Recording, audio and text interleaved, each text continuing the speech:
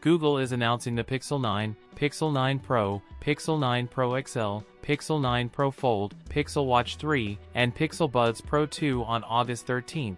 Pixel 9 Pro XL coming in 4 colors: obsidian, porcelain, rose, and hazel. And we have a ton of newly leaked promo videos. Google has hinted that the Pixel 9 series will be heavily integrated with Gemini AI features. The Pixel 9 Pro XL has a 6.73-inch screen, 120Hz OLED display.